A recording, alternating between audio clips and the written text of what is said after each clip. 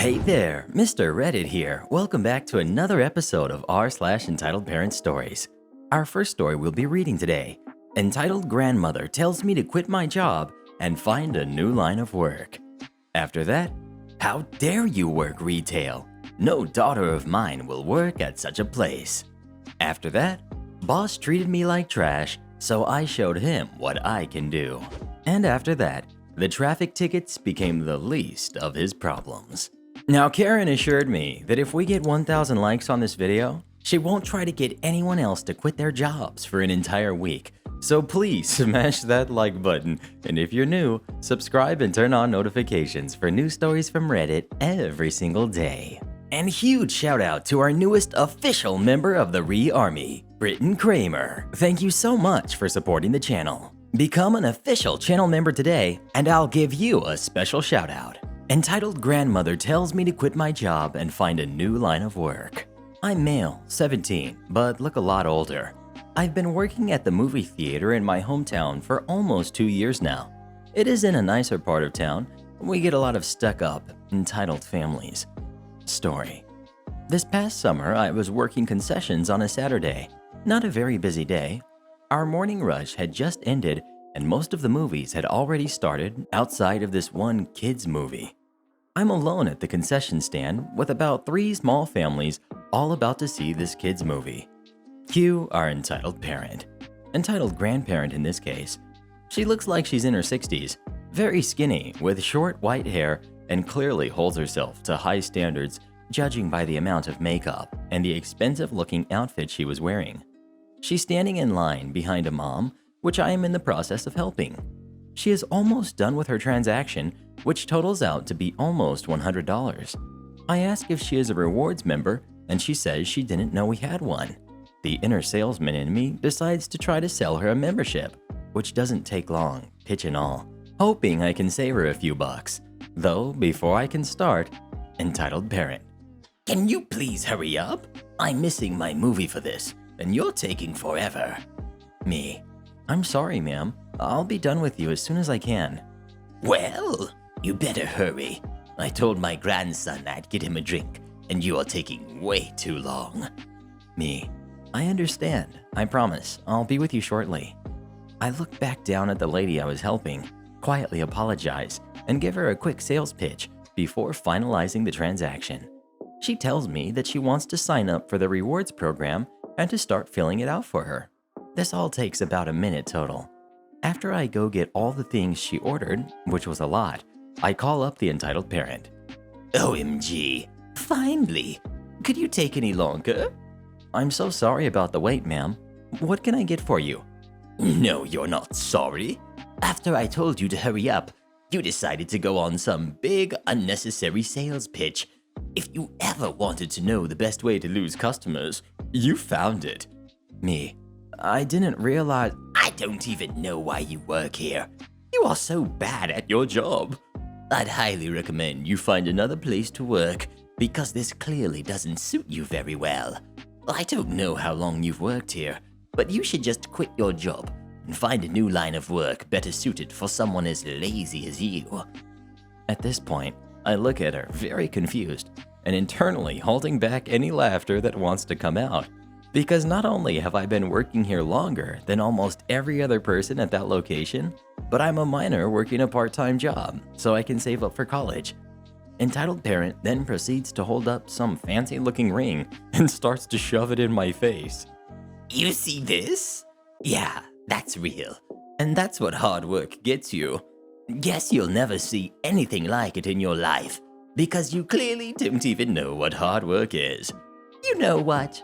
Don't worry, I'll talk to your manager and get you fired. That way, you won't be inconveniencing anybody else in the building like you did to me today. Me. So, what can I get for you? I would like a bottle of apple juice. And don't even bother with that rewards crap. I don't want to hear you trying to sell me anything else. I go grab the bottle of apple juice for her, specifically walking extra slow. Me.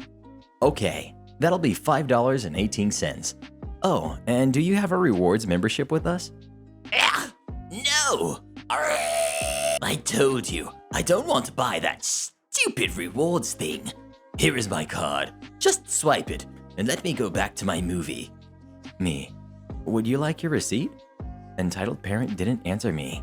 She then dramatically grabbed the $5 bottle of apple juice and stormed off into her theater. Afterward, I had not only the entire line that was waiting to order, but the lady that already ordered come up to me and apologize for Entitled Parent's rude behavior. Entitled Parent did go talk to my manager after her movie was over, but not before I told him what happened.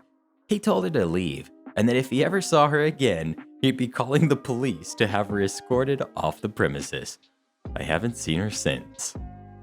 Next we've got, how dare you work retail? No daughter of mine will work at such a place. This wasn't me, but my friend/roommate. This just happened the other day, and she's still upset about it. Said I could share. Context. She's a pre-law student, aiming to get a degree in business law. Her parents are pretty successful people, living in a nice house, in a nice neighborhood, etc. Her dad is a straight-up helicopter dad, aka controlling. He controls her bank account and calls her to yell at her whenever she buys pretty much anything. Why did you spend $8 at Starbucks? Why did you get Subway twice this week? Why did you spend $50 at a Target? Additionally, since he pays her rent, she pays her own utilities, which will be important later. He believes he can set all the rules for both of us. I told him straight up, he doesn't get to dictate my life in any way, and he can just buzz right off with that. My friend said that I apparently impressed him because he's not used to people standing up to him, but he still doesn't like me. One rule is, no guys are allowed in the apartment, ever. He seems to think that if there are guys in the apartment, his daughter can't help but get into trouble with them. Good things my cats are girls, I guess. No standards, nothing. Although he has lightened up a bit after freaking out that my friend has a boyfriend and that he has stayed over before. He also demanded she come home every weekend, a 2-hour drive without traffic, because he doesn't want her to party. Luckily, she and her level-headed mother have gotten him to lower it to once a month. As a result, she keeps a lot of stuff from him, which makes him more angry and less trusting of her. So he tightens the leash, and it just goes around and around. For example, he doesn't know that 2 boys subleased from our previous roommates for the summer. They were in the dorms, but taking summer classes, so they needed a place to stay for the summer. They were my old roommate's brother and his friend. He also doesn't know that her boyfriend has been living with us since May, since he graduated, and is staying with us until he finds work. He just got his CPA. She also didn't tell her dad that she took a part-time job over the summer. Now the last 2 bits are important. See, because her boyfriend has been staying with us, he's also been paying utilities. I think he should also pay rent, or at least half of her rent, but whatever. She also wanted to have some fun money to go out over the summer. She was taking summer classes, but had a light workload. She got a job at the liquor store a block from us and worked there all summer and left after the fall semester started. So, because her father can see her bank account, and he'd apparently lose his crap if he found out his daughter dared to work and try to be a responsible adult, she never told him and never deposited her checks. She cashed them out. Additionally, because her boyfriend is also paying utilities, we've been splitting it 3 ways instead of half, which was showing in her bank account since she has to pay the full bill because it's in her name. Fast forward to yesterday. My friend ended up depositing some of her cash from her job this summer in order to pay for last month's utilities because her boyfriend forgot to pay her. He PayPals her the money so her dad can't see it. And the check I gave her bounced because at the time I didn't have any money in my account. I had told her to wait until I got paid, but she deposited it the day before I would. The bounced check and the sudden $100 deposit in the account caught the attention of her dad. What resulted was an hour-long screaming match on the phone. She told me later some of the things he said. He called her a liar and demanded that she report me to the police for fraud.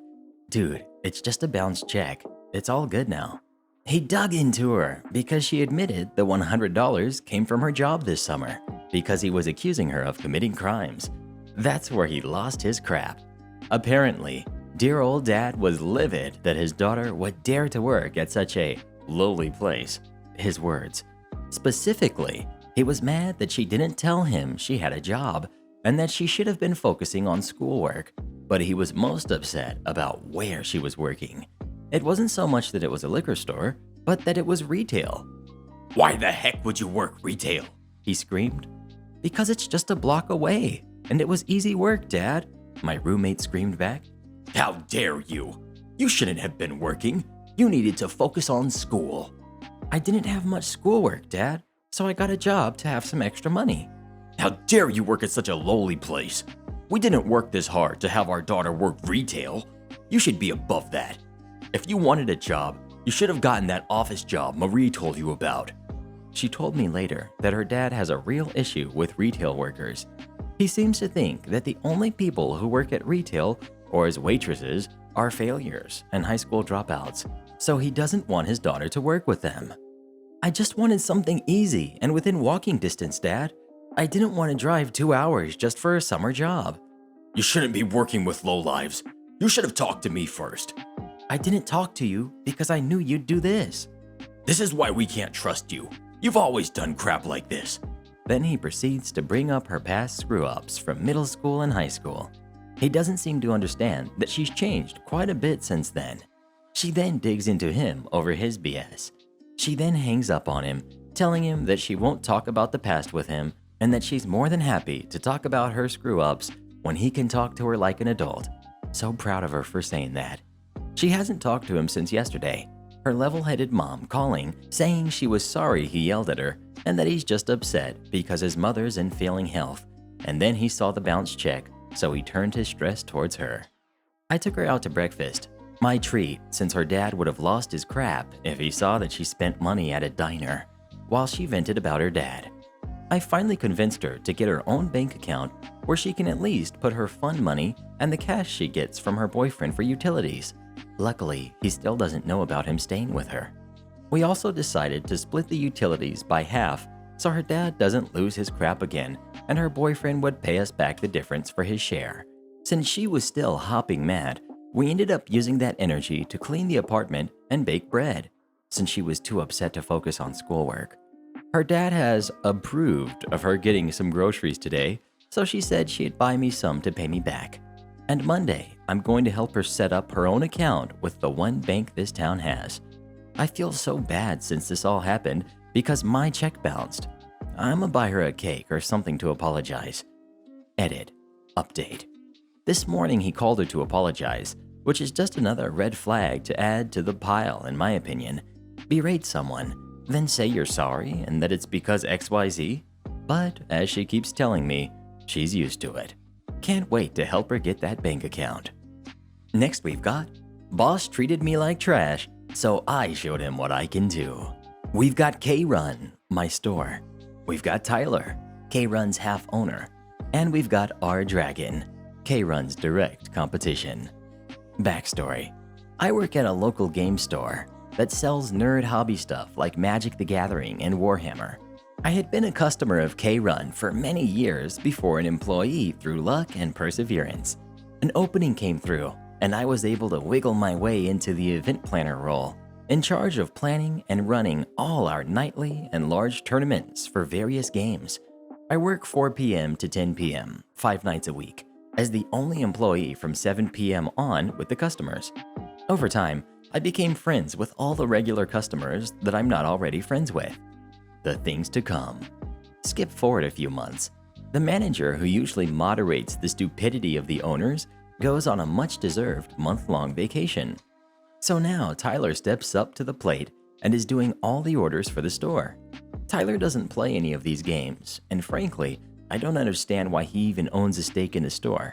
Tyler thinks he knows better than his staff, of which I am one of 3, who actually all play these games and know what products are popular and which are trash. He is constantly wasting money on products that don't sell. For example, he will buy 2 core games and 2 of each expansion, assuming that everyone who buys the base game will sink hundreds into all of the expansions. The reactants. The bad orders are frustrating, but tolerable. Then he starts messing with the event schedule. We had another local game store open in our area, R Dragon. And up until this point, I personally had a soft arrangement with the owner of our dragon to not conflict on our events, so we can both be healthy. Well, now Tyler changes up our event schedule to conflict with our dragon and tries to increase price support. The result of that was regular customers getting confused and missing their regular events that had been the same time and day for years. Every night, I am personally apologizing for the mistakes of the owner and that I'm doing everything I can to help the customers. The catalyst. Where I live, if you work 6 hours, the government says you must have a 30-minute break in there. Up until now, my coworker would take their break when I get in at 4, usually earlier when I come in early off the clock for them, and I would take my break at 6:30, right before they leave. Well, now Tyler has decided to cut costs and get rid of that overlap. But I'm still working 6-hour shifts with nobody else around to watch the store while I'm on break. So I tell him about this issue and he just shrugs it off like it's no big deal. Then he beats around the bush for a while until I ask him clearly, "Are you asking me to skip my break?" To which he says no, but gets very testy with me. Problem goes unresolved until I'm at work alone and I tell him I'm going to take my break, and if that means I leave the store unattended for 30 minutes, that's my legal right. I wasn't going to, I just wanted to see how he would respond. So he ends up driving 30 minutes each way at dinner time to sit at the cash register for 30 minutes while I go get a pizza. He doesn't like that I've done this, so he drops 12 hours off of my schedule, which I can financially survive short term. But if this is how he responds to his own mistakes, then so be it. The betrayal. A few days later, nothing is resolved yet. I walk to our competitor, our dragon, and ask the owner there for a full-time job as an event planner. No resume, just my name. That was enough. We talk for a bit, and I walk out with a job offer for more hours and a better work environment. Once I get an official letter of offer, I give my 2 weeks notice at K-Run. Tyler had a history of firing employees via text while he was on vacation. It just so happened that he was on vacation for a weekend, so I quit to him via text. I expected him to fire me on the spot, as he had done to other employees. Instead, he didn't, and that was almost more satisfying as him firing me because it acknowledges that I'm important to him at that point. While I'm at it, I ask for him to restore me to the hours I had before because at this point, I had nothing to lose here. He gives me back most of my hours. Tyler isn't liked in the community by anyone. He's directly driven away customers before by being aggressive towards them. The setup. I'm entrenched in the local gaming communities. I have unintentionally built the brand of the trustful employee who is looking out for the players as best he can while balancing business interests. I am well liked by most players. So, over the next 2 weeks of my time at K-Run, I stopped doing all the extra work I had been doing to help keep the store in order. I stopped managing the social media because that was just something I took the initiative on instead of it being my job description. Tyler ended up changing the times of events for no apparent reason, but that kept rubbing players the wrong way, and I'm there at night with them alone still, so I can slide all the blame towards Tyler and off myself. I spend my time doing the work that needs to be done and no more. I spend the rest of my time socializing with players as I always have, but now I have another motive. I make sure Tyler's personal reputation is nothing but ashes. I up the prize support for some games to build better relations with the players. I do everything I can except actual sabotage to the business. Tyler now starts his morning by reviewing all the security footage from the previous night to watch me for anything he can try to use against me, but I've done nothing. And he cannot record audio due to local laws. The first week of notice goes by mostly fine. Tyler really can't do anything to me because he has nothing, and I have nothing to lose. If he tries anything with me, I just leave early and start at our dragon early. I had begun to spend a lot of time in the store. I would come in at open to paint miniatures and keep my presence in the store while the owners were there, listening to everything they say. At first, they just didn't say anything related to me, but they gave up and just talked about me and everything while I was there. I never gave them an opportunity to talk in the store without me being in the building. The contract. On Saturday night, the other owner sends me an employment contract to sign. Now's a good point to mention that I had been working without a written contract, which is fine where I live because pay stubs are enough to prove employment. Verbal and handshake agreements are fine. Definitely not the normal, but fine. I take my time to read the contract and note all the problem areas of it. A few sections like non-competition clauses and non-solicitation clauses were in there, and I told him I would not sign these while these sections are in the contract. Either way, I've given my notice a week prior. It's completely stupid to give me this, and even dumber for me to sign it, so I don't. I send the contract to my partner's father, who happens to be a small business lawyer, and he gives it a look and just tells me not to sign it and get confirmation that my employers see that I reject their contract. The best part, I had asked for a contract when I started, and the owners dragged their feet about it. Now that I'm leaving to work at their competitor, they are terrified that there's no contract and no rules on what I can do. The last week. The owners take their sweet time getting the schedule up. I was in while they were working on it and finished it. This was a Monday morning, and I was supposed to be working that night, but I was told previously I wouldn't be working that night. When they were done, I asked to see the schedule so I can plan my week out. Tyler says he'll post it online in an hour, but it's right in front of him. He doesn't want me to see it while I'm there in person. Not good. A few hours later, he posts the schedule. I was supposed to work 3 more days that week. Instead, I was only scheduled on the last day they could, and outside of my normal hours too.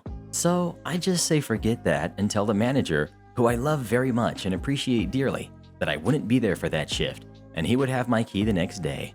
He was supportive and understanding of the garbage I'd dealt with. The revenge. I start early at our Dragon. They gave me seamless employment so that it wouldn't hurt my finances, and it's very appreciated. Now I'm properly able to enact my revenge. I first had all my closest friends stop going to K-Run in favor of our Dragon. Then I got the largest community and highest paying community that I was also a large member of and a community organizer of outside of my job to move to our Dragon all at the same time. Immediately after I left, K-Run's largest communities up and left to move to our Dragon on support of me. I then moved the second largest community and the third largest community. Suddenly in a month, I have taken the majority of K-Run's customers and moved them to be customers of our Dragon. I came up with plans and schemes to help players move easier while also taking K-Run's best stock for ourselves. Aftermath. K-Run still exists, though it's only been a month. They had to shift their entire business model because I took their primary business with me. Our Dragon is thriving, and my new bosses are ecstatic with how well I've done for their store. I'm currently the only employee at our Dragon who specifically works there. We have a few people who come from other stores the owners own to cover times we aren't available. I've become an almost partner with the 2 owners of our Dragon, deciding which way each of them uses is best for each scenario. I am setting up our Dragon to be a powerhouse in the community and to take on more employees down the road. Next we've got the traffic tickets became the least of his problems. A few years back, my old car was on its last legs. My mechanic said it wouldn't last much longer, and the best thing to do was sell it cheap and move on before it gave out and was ready to be scrapped. I loved that little car, but I put it up on Craigslist for $500 and got a bite. The guy buying it was in his 20s with a pregnant wife, and his dad was footing the bill. I was clear with him that it was sold as is, and I couldn't make any promises about its longevity. The buyer said that if it lasted 6 months, he'd be happy with the purchase, so he signed the bill of sale, and I handed over the title. I immediately went to the DMV website and registered it as a sale, and assumed he would finish the process by transferring the title. Turns out I was wrong about 2 things. The car lasted much longer than 6 months, and he didn't bother to pay the $77 to transfer the title. I discovered this when I received a photo radar ticket for running a red light. I was confused because the street was way across town in an area I rarely visit. When I went online to view the high-res traffic cam photos, I found it was the buyer in my old car, but my name was still attached to the plates. After some serious yelling, I copied all of the records, dates, bill of sale, etc., and mailed copies off to the courthouse. It was his citation, but I had to prove it to the court. 2 weeks later, I got another letter from the fuzz, another ticket, this time for speeding. Same driver, same car, same plates with my name still attached. Again, I had to copy all the paperwork, write a long letter to the clerk, and mail it all off to the courthouse. The third ticket really makes me mad. I start making calls and discovered that this scam is pretty common. Some folks buy a junker and rack up fines until they wreck or abandon the car, and their name was never on it, so nobody bothers to punish them for it. It's all on the previous owner to clean up the mess and prove who was at fault. This time, I wrote an extra long letter to the court clerk and did a little research to include the guy's picture, address, and listed phone number. A few months went by, and I thought it was over. Heck, the car should have given out by now anyway. Then the fourth ticket arrived, showing him in high res, zipping past a radar cam in my old car with my old bumper sticker still on the back, and all his kids piled into the back seat. The fifth and sixth tickets felt like Groundhog's Day. I didn't even bother to put the paperwork away. I kept it out on my desk, ready to copy. By the time the seventh ticket arrived, we were well over a year beyond the sale, and enough was enough. This wasn't just some dude forgetting to do some paperwork or not knowing the right way to go about buying a car. This was intentional. It was time for some pro-revenge. First, I called the police, and after a week of back and forth, finally spoke with a traffic cop who said enough is enough and went to pay the guy a visit. He said he couldn't disclose what would happen during that discussion, but the total amount of the likely unpaid traffic tickets was enough to get his attention. The tickets and late fees were several times the value of the car. That wasn't enough. Just having to pay his tickets wasn't appropriate for the 7 times I had to copy that bill of sale for the court clerk. So I started going back through my records of every ticket and every photo, and I found an interesting theme. In every photo, his kids were in the car, including the infant, all packed into the back seat. I called CPS anonymously. I didn't provide any information that was not 100% factual and verifiable. The tickets showed that this guy was operating an identity fraud scheme out of his home, essentially stealing my identity and who knows how many others. His kids were present throughout. Furthermore, he regularly violated traffic rules and put his kids in danger by speeding, running red lights, and committing other traffic violations. If he was doing this stuff so often in front of a big white camera, how do you think he was driving when he wasn't being watched? I declined to provide my name or number as I had nothing more to offer and didn't want to be involved in the case any longer. I gave them all the evidence I had. After that, I stopped getting traffic tickets from him. Maybe the car finally gave out. And shoutouts to our Regenerals of the day, Galino T. Jelly, Hashem, Ron Van de Werken, and Jedi Vlogs. Become tomorrow's Regenerals by leaving as many Rees as you can in the comments below.